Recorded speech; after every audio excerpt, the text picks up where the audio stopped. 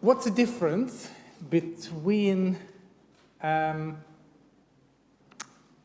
spy and an intelligent agent? It depends on your perspective. It depends on the side you're in. For one side, you would be considered an evil, something bad. For the other side, you would be considered a hero. Depends on the perspective. In the 60s, in 1960s, psychologist Stanley Milgram conducted a series of experiments in Yale. Participants were told to give electric shocks to another person whenever they answered a question incorrectly. You probably know this, it's such a famous experiment. What they didn't know, the participants, was that the shocks were not real. The screams they heard were performed by actors. Still, the vast majority of participants obeyed the authority figure and kept pressing the button, even though the voltage of the shock increased. And at some point, the screams became so loud that it was clear that they inflicting enormous amount of pain on the person, and they still continued to do it. What Milgram uncovered was a bit frightening, but I think sobering reality. Evil doesn't always look like villains in action films.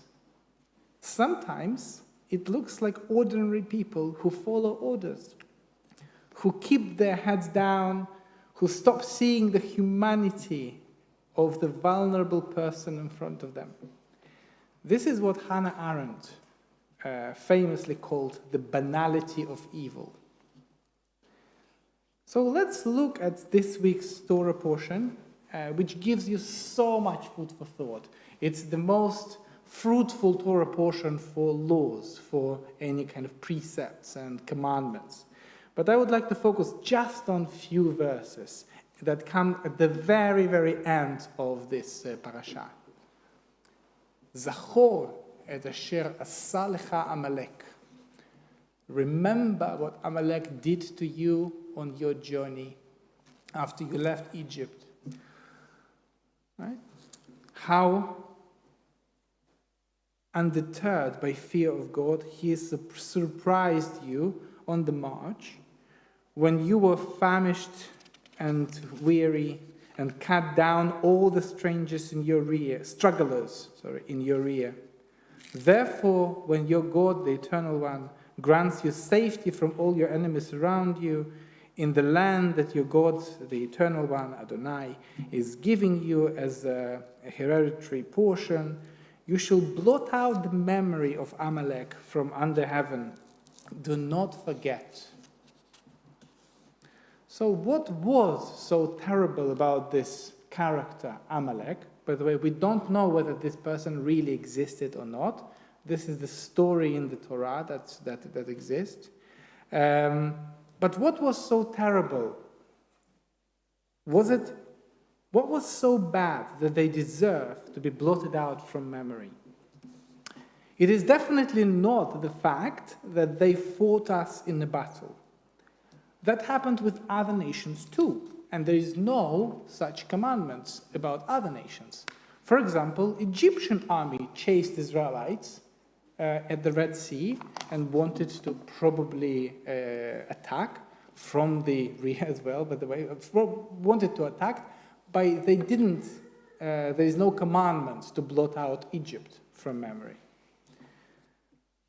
What made Amalek different was how they attacked and how they fought. They attacked from the back, fighting the most defenseless, the most vulnerable people. Because if you are in a march, who is at the back?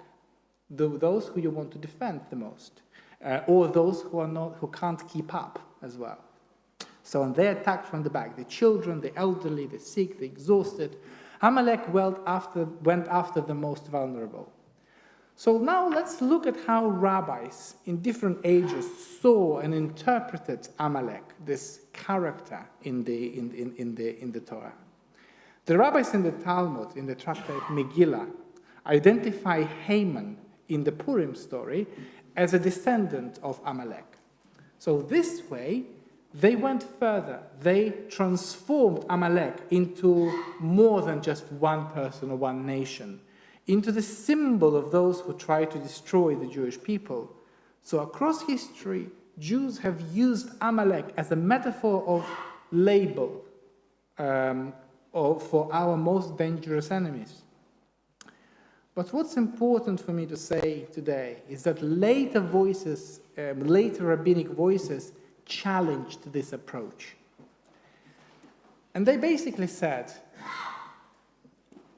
there is, following this logic, you can define anyone as Amalek, anyone who disagrees with you. So where is this line? So, for example, the Hasidic master, the Sfat Emet, said that Amalek is not only outside us, but first of all inside each of us. The voice of cynicism, doubt, and indifference. Another rabbi, Rabbi Shai Held, writes that to remember Amalek is to remember what it feels like to be vulnerable, so that we never become Amalek to someone else. And the historian Yosef Chaim Yerushalmi taught that Jewish memory is not just the past and what we choose to remember and write down, but history is first of all, is about how we use these past events to shape our present.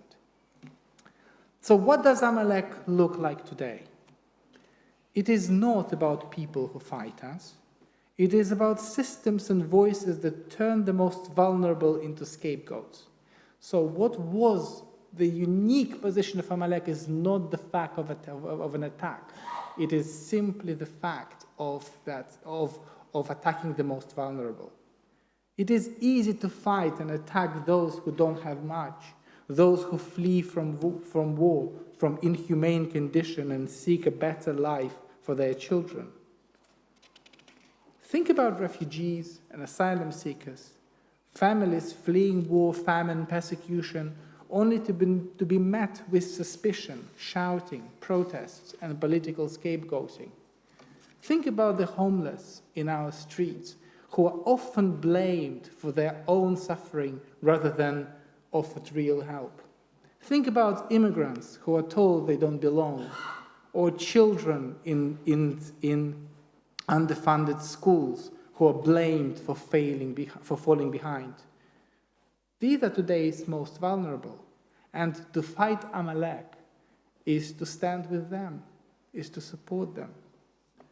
The Torah commands us, Zachor al tishkach, remember, do not forget. The most repeated commandment in the Torah is very simple, is remember that you were strangers in the land of Egypt, therefore do not oppress the stranger today. The most repeated commandment. Remember that evil isn't always loud. It can be quiet, it can be ordinary, systematic. Remember that Amalek attacks from the back, where the most vulnerable walk.